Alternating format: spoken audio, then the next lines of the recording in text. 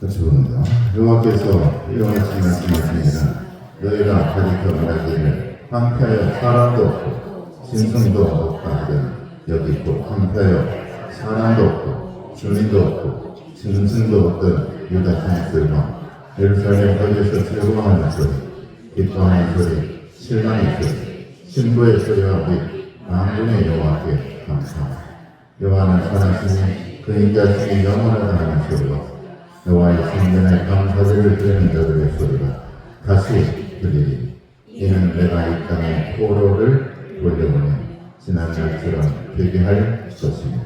여호와의 말씀입니다. 오늘 말씀은 기뻐하라, 생각하라, 회개하라 라는 말씀의 제목을 가지고 같이 은혜를 나누도록 하겠습니다. 우리가 한평생 살면서 항상 우리가 생각해야 될 것은 생명이 과연 어디에서 왔는지를 항상 생각해야 됩니다. 생명은 과연 어디서 오는 것일까? 태어날 때 탯줄을 끊고 아기가 태어나듯이 어머니의 태반이 자궁이 과연 생명의 근원일까? 그렇다면 그 전에 남자와 정자가 만나서 착상이 되는 것이 더 먼저니까 그러면 생명의 근원이 정자와 남자일까? 그렇지 않다는 것이죠. 그 전부터, 아니 지구가 태어나기 전부터, 인류가 생기기 전부터, 훨씬 전부터 생명은 있었다는 것입니다. 그 생명의 시작은 바로 태초에 계셨던 하나님께로부터 온 것입니다. 그러므로 생명의 근원은 과연 어디일까? 바로 하나님이 생명의 근원이신 줄 믿으시길 바랍니다. 요한복음 8장 12절에 예수께서 또 말씀하여 주시되 나는 세상의 빛이니 나를 따르는 자는 어둠에 다니지 아니하고 생명의 빛을 얻으리라. 그렇습니다. 빛이 있어야만 생명이 자라날 수가 있죠. 물론 음지 식물도 있겠지만 꽃을 피는 식물은 반드시 빛을 봐야 된다는 것이죠. 그렇듯이 우리에게도 생명이 있는 것은 태초에 빛을 창조하신 하나님이 계시기 때문이라는 말씀입니다. 꽃이 피는 식물의 광합성은 잎에서 햇빛을 받아서 그 에너지로 전환해서 이산화탄소와 물을 포도당과 산소로 바꾸는 과정이 바로 광합성이죠. 그것은 꽃의 성장과 개화에 필요한 필수적인 에너지 공급원이라고 볼 수가 있습니다. 왜 빛이 중요합니까? 연목체에서 햇빛, 다시 말해서 빛 에너지가 엽록소 색소에 흡수가 되면 이 에너지로 물과 이산화탄소가 포도당, 즉 탄수화물과 산소로 변화가 되는 것입니다. 생성된 포도당은 식물의 생장과 꽃의 발달과 씨앗 생산 등 다양한 생명 활동에 사용이 되는 것이죠. 광합성이 부족하면 식물은 에너지를 만들지 못하거나 꽃이 피지 않거나 시들거나 결국 그 꽃은 말라 죽을 수밖에 없게 된다는 것이죠. 그러므로 모든 생명체는 빛이 필요하다는 얘기입니다. 그런가 하면 생성과 소멸 그리고 생명과 죽음의 일생을 모든 생명은 겪게 되는 것이죠.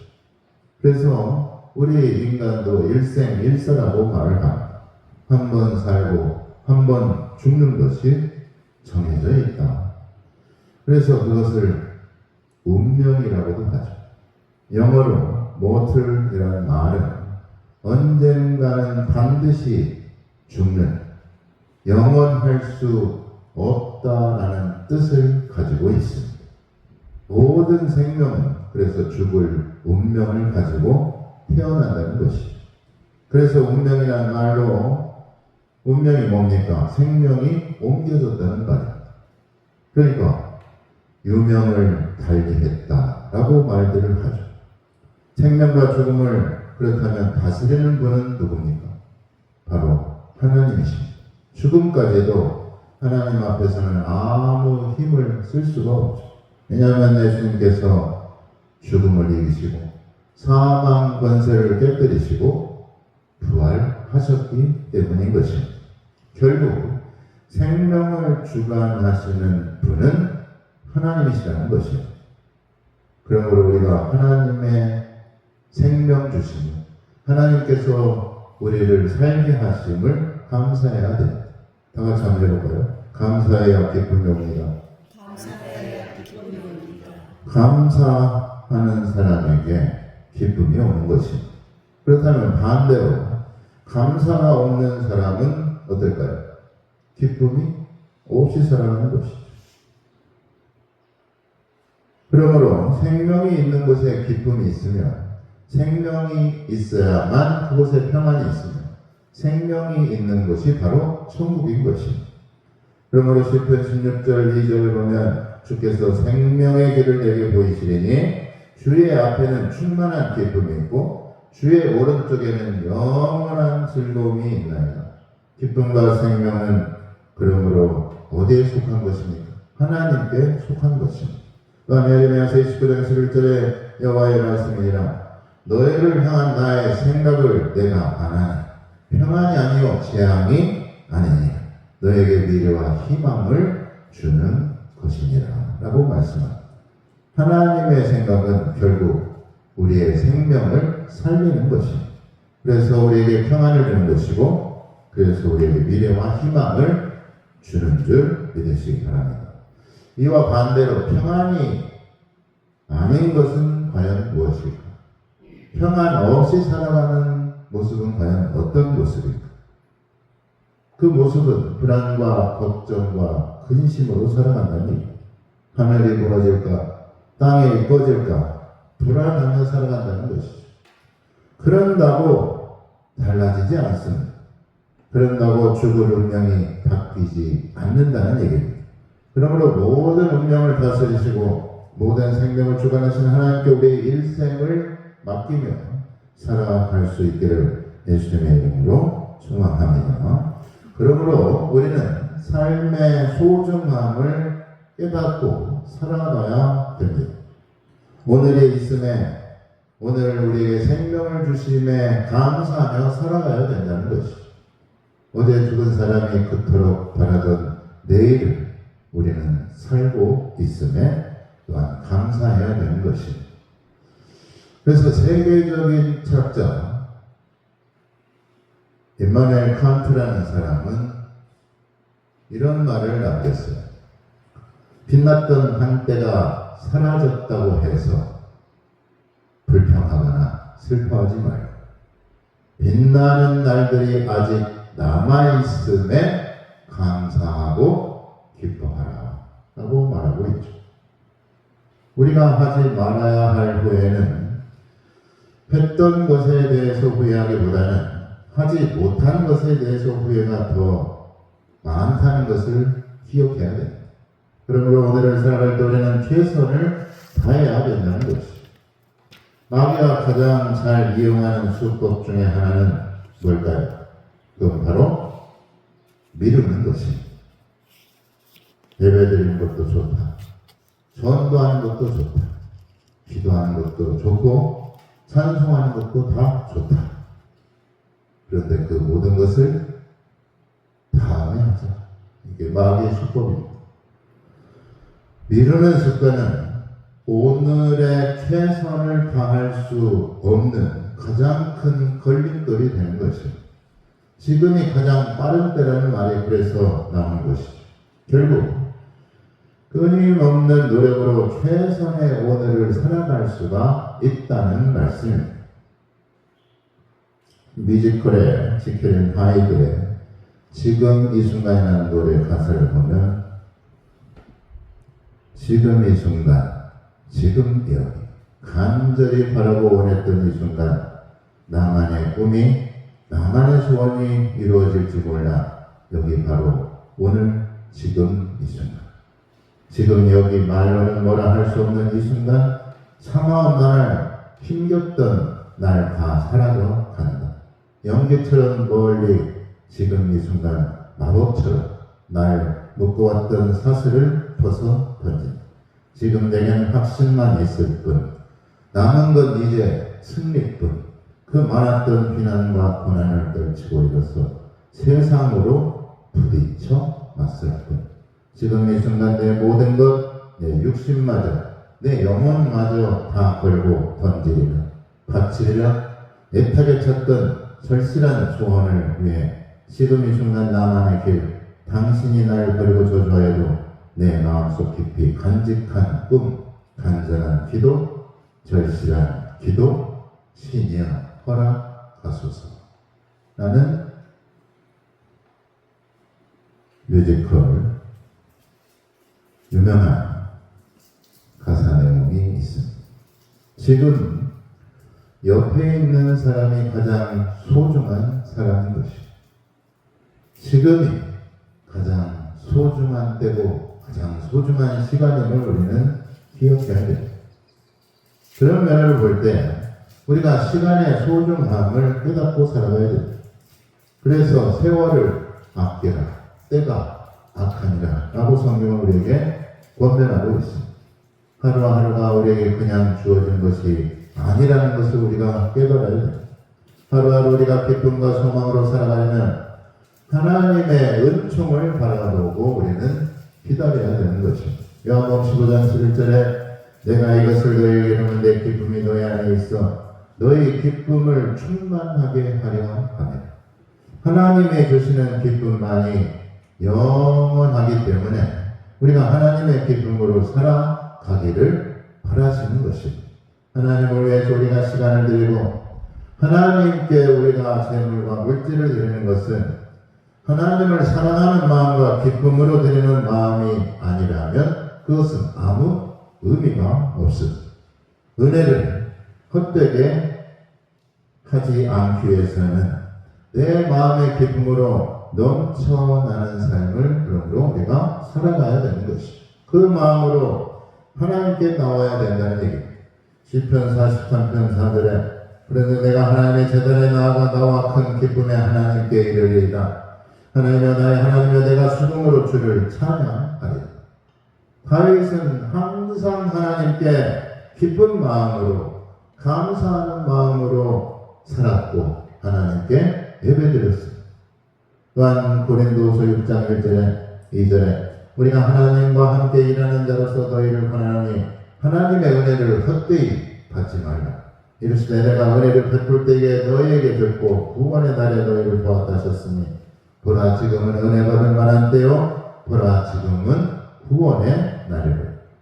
지금이 바로 구원의 날이라는 것이고 지금이 바로 은혜의 날인 줄 믿으시길 바랍니다.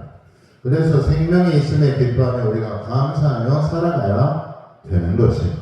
요한일서 5장 11절 13절에 또 증거는 이것이니 하나님은 우리에게 영생을 주신 것과 이 생명이 그의 아들 안에 있는 그것이니라. 아들이 있는 자에게는 생명이 있고 하나님의 아들이 없는 자에게는 생명이 없느니라. 내가 하나님의 아들의 이름을 믿는 너에게 이것을 쓰는 것은 너희로 하여금 너에게 영생이 있음을 알게 하려 함이라 라고 말씀하고 있죠. 하나님의 아들이 있는 자에게 생명이 있다는 것입니다. 아들이 없는 자에게는 생명이 없는 것이죠. 결국 생명은 누구로부터 옵니까? 예수님께로부터 온다는 것입니다. 결국 예수님께서 생명이 되시고 생명이 길이 되어 주시는 줄 믿으시길 바랍니다. 요한복음 11장 25절 26절에 예수께서 이르시되 나는 부활이요 생명이 나를 믿는 자는 죽어도 살겠고 무릇 살아서 나를 믿는 자는 영원히 죽지 아니하리니 이것을 네가 믿느냐라고 말씀하고 있습니다. 또한 요한복음 14장 6절에 보면 예수께서 이르시되 내가 곧 길이요 진리요 생명이니 나로 말미암지 않고는 아버지께로 올 자가 없느니라고 말씀합니다. 살아 있어야 우리가 뭐라도 할 수가 있어. 죽은 자는 말이 없다는 말처럼 죽어서 할 수 있는 것이 과연 무엇일까요?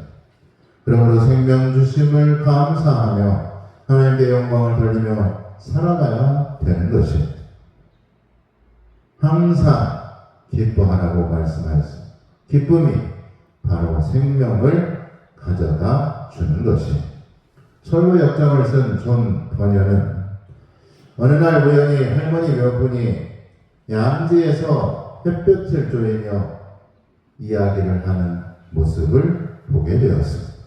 할머니들은 얼굴에 기쁨이 가득 찬 환한 얼굴로 하나님께서 우리에게 베푸신 은혜가 얼마나 큰지를 서로 이야기를 하면서 주고받는 모습에 존 버녀는 감동을 했습니다.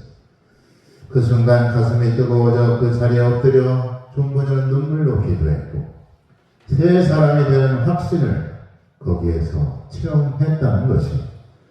그의 위대한 문학의 힘은 바로 그 기쁨에서 비롯되었다고 말할 수가 있는 것입니다. 우리가 하나님의 은혜를 알고 하나님의 은혜를 감사할 때 하나님의 기쁨이 우리 안에 임하게 된다는 것입니다.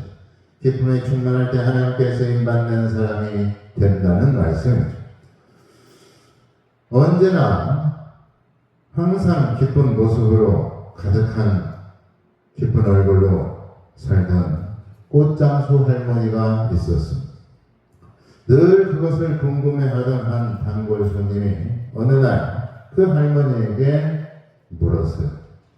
할머니는 걱정 근심이 전혀 없어 보이는데 그런가요? 라고 물었어요.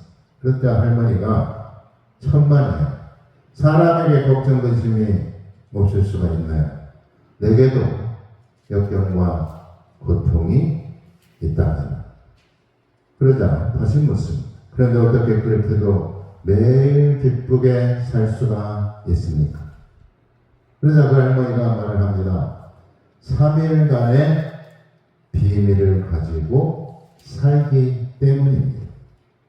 3일의 비밀이란 걱정거리가 생길 때마다 하나님께 기회를 드리고 3일을 기다리는 것입니다. 이것은 무덤에서 3일 만에 다시 살아나신 주님을 믿는다는 증거입니다.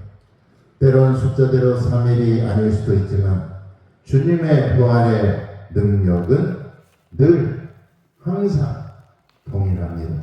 그래서 나에게는 어떠한 남과 어떠한 고난이 올지라도 3일 후에는 반드시 영광의 열매를 맺을 수가 있게 됩니다. 라고 말하였다는 것입니다. 요한복음 6장 35절에 예수께서 이르시되 나는 생명의 떡이니 내게 오는 자는 결코 줄이지 아니할 터이요 나를 믿는 자는 영원히 목마르지 아니하리라 라고 말씀하고 있습니다. 죽을 수밖에 없는 운명인 우리를 다시 살리시려고 예수님께서 죽으셨다가 다시 살아나셨다는 것을 우리가 믿는 사람들이 그것을 믿고 우리가 참고 견딜 때 하나님께서 마침내 우리를 구원하여 주신다는 것입니다. 시편 56편 13절에 주께서 내 생명을 사망에서 건지셨습니다. 주께서 나로 하나님 앞 생명의 빛에 다니게 하시려고 실족하지 아니하게 하지 아니하셨나이까. 우리가 그러므로 생명이 있음에 감사하며 하나님께 감사하며 살아가야 됩니다. 요한복음 16장 24절에 지금까지는 너희가 내 이름으로 아무것도 구하지 아니하였으나 구하라. 그리하면 받으리라. 너희 기쁨이 충만하리라. 기뻐하는 자에게 하나님의 은혜와 복이 임하게 되는 줄을 믿으시기 바랍니다. 다 같이 한번 따라해보겠습니다. 기뻐하는 게 복이다. 기뻐하는 사람에게 복이 임하게 됩니다. 웃으면 복이 와요. 옛날에 그랬지 않습니까? 웃으면 복이 와요. 웃어야 복이 있는 것입니다. 일로 일서도 일로 일소 웃어야 복이 온 겁니다. 안 웃으면 늙어요. 처집니다. 주름도 생겨요. 웃어야 됩니다. 또한 하나님을 기뻐하는 자에게 재물과 영광과 생명이 있습니다. 왜냐하면 하나님께서 모든 만물의 주인이시기 때문에 또 모든 영광의 주체이시기 때문인 것이죠. 재물을 얻고 싶으십니까?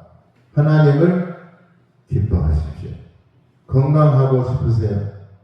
하나님께 감사하십시오. 그러면 하나님께서 복을 주십니다. 잠언 20장 4절 겸손과 여호와를 경외함의 보상은 재물과 영광과 생명입니다. 하나님을 기뻐하는 자에게 하나님께서는 모든 것을 채워 주시는 줄 믿으시기 바랍니다. 두 번째 챕터가 뭡니까? 생각하라. 어떤 생각을 하고 사느냐에 따라 그 생명이 길 수도 있고 또 짧아질 수도 있습니다. 긍정이 답입니다. 긍정이 바로 인생에서 건강하게 살아갈 수 있는 가장 최후의 보루라고 할 수가 있죠. 결국 생각대로 되는 것이 살아있어야 생각도 하는 것이죠. 매일 죽겠다고 하는 사람에게 그 사람은 소원이 뭘까요? 죽는 게 소원이에요. 매일 죽겠다고 하는데 죽어야지. 그게 소원이니까 죽겠다. 그러니까 죽을 일만 생길 수밖에 없습니다. 기쁨이 없기 때문에 불평하고 불만만이 많은 거예요. 만족이 없습니다. 부정적인 생각만 하면 그렇게 된다는 것입니다. 그래서 태도가 습관을 만드는 겁니다. 습관보다 태도가 먼저예요. 습관은 그냥 생겨지는 게 아닙니다. 태도가 잘못됐기 때문에 습관이 생기는 겁니다. 반절 남았는데도 반절밖에 없다고 하는 사람과 반절이나 남았다고 하는 사람 다르겠죠? 결론은 다릅니다. 안 된다고 생각하면 사실 될 일도 안 됩니다. 못하겠다고 생각하면 할 일도 못하는 것이죠. 그러나 사는 게 기쁨이고 사는 게 행복한 사람은 그 사람은 건강하고 행복할 수밖에 없습니다. 그래서 매사의 삶에 대한 긍정적인 태도, 다시 말해서 긍정의 마인드로 살아가야 된다는 것이죠. 1968년 6월 미국 콜롬비아 대학 심리학 교수팀은 아주 흥미로운 실험을 했습니다. 길거리에 지갑을 떨어뜨린 후에 그 속에 신분증을 주인에게 돌려주는 사람이 얼마나 되는가를 지켜보았죠. 그 결과 약 45%, 절반 정도가 신분증을 주인에게 되돌려 주었습니다. 그런데 거기서 한 가지 놀라운 사실을 발견하게 됩니다.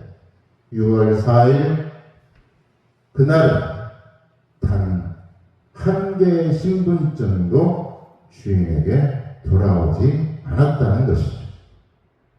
그날은 어떤 날이냐면 미국의 차기 대통령 후보로 가장 유력했던 로버트 케네디가 암살당한 날이었다라고 합니다. 여기서 아주 중요한 사실을 발견할 수가 있습니다. 한 가지 나쁜 소식이 사람들의 생각과 행동을 부정적으로 만들어 버린다는 것입니다. 부정적이고 비관적인 소식은 전형성이 엄청나게 강해서 금방 전체 분위기를 침울하고 어둡게 만든다는 것입니다. 또한 좋은 소식은 사람에게 희망과 용기를 준다는 것이죠. 그래서 그 출발점이 부정이냐 그 시작이 긍정이냐에 따라 어디에 두고 삶을 살아가냐에 따라 그 삶이 달라진다는 것입니다. 결국 걱정과 근심이 그 사람의 건강을 해치는 것입니다. 염려와 불안 때문에 잠을 못 자고 수면의 질이 떨어지니까 몸속에서 피로물질이 나오기 때문에 매일 피곤한 것입니다. 실례로 2차 대전에서 사망한 병사들이 4천에서 5천만 명 정도로 보고되었습니다. 그런데 충격적인 것은 그때 당시에 충격과 공포와 불안 때문에 사망한 수가 훨씬 더 많다는 사실입니다. 뭘 말하는 겁니까? 마음의 불안과 근심과 걱정이 결국 없는 병도 만들어내는 것이고 그로 인해서 생명이 죽어져 간다는 것이죠. 그러니 어두운 생각이나 부정적인 마음이나 생각들을 우리가 다 버려야 되는 것입니다. 모든 것은 마음에서 비롯되는 것입니다. 잠언 4장 23절에 모든 지킬 만한 것 중에 더욱 내 마음을 지키라. 생명의 근원이 이에서 나느니라. 어떤 생각을 가지고 어떤 마음을 가지고 살아가냐에 따라 그 삶의 질이 달라질 수밖에 없습니다. 그러므로 우리는 하나님의 주시는 생각으로 살아가야 됩니다. 하나님께서 주시는 지혜로 살아가야 되는 것이죠. 어둡고 부정적이고 영세적인 생각을 접고 말씀을 펴십시오. 말씀대로 순종하며 사는 것이 복인 줄 믿으시기 바랍니다. 로마서 8장 6절에 육신의 생각은 사망이요 영의 생각은 생명과 평안이니라. 하나님께서 주시는 생각으로 살아갈 수 있기를 바랍니다. 마지막으로 회개해야 됩니다. 예수를 팔아 넘긴 가룟 유다, 그에게 마귀에게 무슨 짓을 했습니까? 성경을 보니까 가룟 유다에게 마귀가 예수를 팔 생각을 넣었더라. 예수를 팔 생각을 넣은 것, 죽을 생각을 한 거예요. 살 생각이 아니라 죽어 나갈 생각을 한 겁니다. 하나님의 말씀을 염두에 두지 않았다는 것이고 하나님의 말씀을 생각하지 않았기 때문에 그러한 결과가 초래되는 것이죠. 가룟 유다는 인간적으로 후회했지만 성경 말씀대로 회개하지 않았기 때문에 사망에 이르게 된 거예요. 똑같이 예수님을 배반했던 베드로는 후회한 것이 아니라 하나님 앞에 눈물로 회개하고 다시 돌아섰던 것입니다. 그래서 예수님을 위해서 순교를 당했던 것이죠. 그러니까 후회와 회개는 전혀 다른 얘기입니다. 하나님의 말씀대로 회개해야지 인간적으로 후회해 본들 그것은 얼마나지 못하는 것입니다. 하나님을 경외하는 말씀대로 회개해야 되는 것. 하나님의 말씀에 순종하는 마음으로 하나님 앞에 회개할 때 우리의 영이 살 수가 있습니다. 잠언 14장 20절에 여호와를 경외하는 것은 생명의 셈이니 사망의 그물에서 벗어나게 하느니라 라고 말씀합니다. 하나님께 감사하며 하나님을 기뻐하며 회개하는 자에게 하나님께서 생명을 주시고 복을 주시고 영생을 주시는 분이신 줄 믿으시게 예수님의 이름으로 축원합니다. 기도하겠습니다.